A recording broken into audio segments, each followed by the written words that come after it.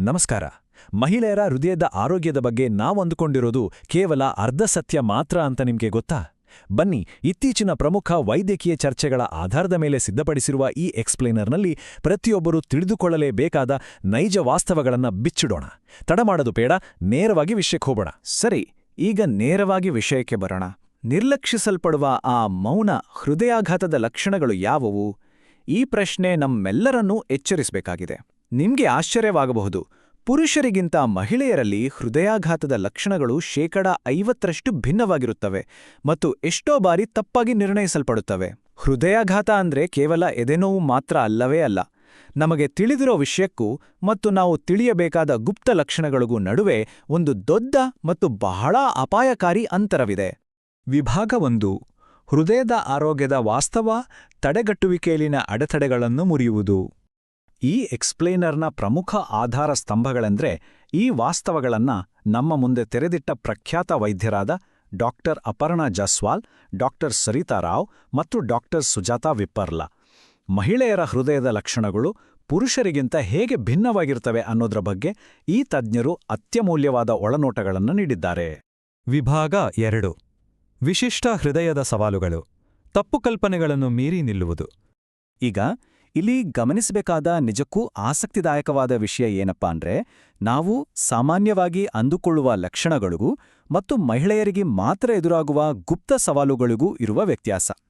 ಸಾಮಾನ್ಯವಾಗಿ ಎಲ್ಲರಿಗೂ ಹೃದಯದ ದೊಡ್ಡ ರಕ್ತನಾಳಗಳಲ್ಲಿ ಬ್ಲಾಕೇಜ್ ಆಗೋದು ಮಾತ್ರ ಗೊತ್ತು ಅಲ್ವಾ?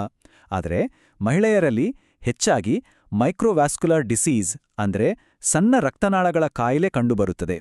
ಜೊತೆಗೆ ಗರ್ಭಾವಸ್ಥೆಯ ತೊಂದರೆಗಳು ಅಥವಾ ಮೆನೋಪಾಸ್ ನಂತರದ ಹಾರ್ಮೋನ್ ಬದಲಾವಣೆಗಳು ಸೃಷ್ಟಿಸುವ ಅಪಾಯಗಳು ಪುರುಷರಿಗಿಂತ ಸಂಪೂರ್ಣ ಭಿನ್ನವಾಗಿರುತ್ತವೆ. ವಿಭಾಗ 3: ಆರಂಭಿಕ ಚಿಹ್ನೆಗಳನ್ನು ಗುರುತಿಸುವುದು, ಮೌನ ಲಕ್ಷಣಗಳ ಅಪಾಯ.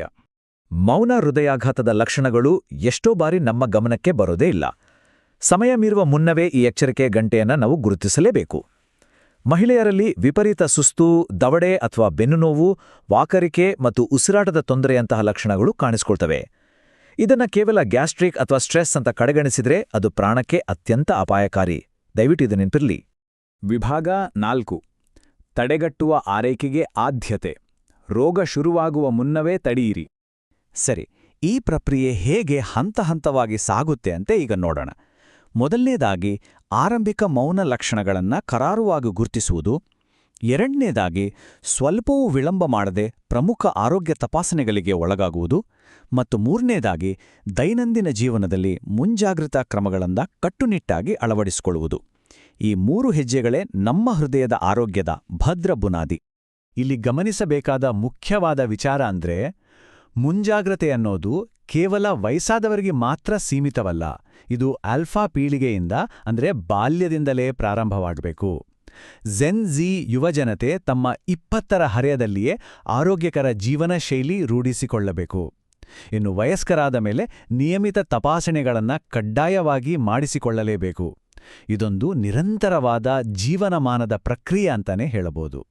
ಕೊನೆಯ ವಿಭಾಗ 5: ಅದ್ಭುತವಾದ ಹೃದಯ, ನಮ್ಮ ಅಂತಿಮ ಗುರಿ.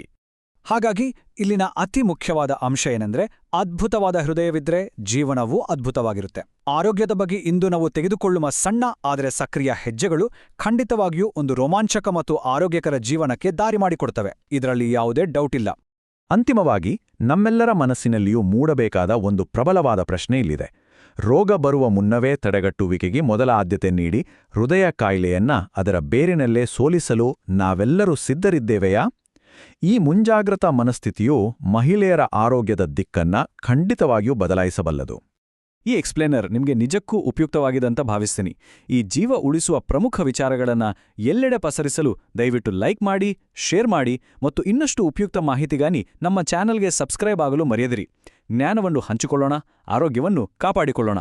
ನಮಸ್ಕಾರ.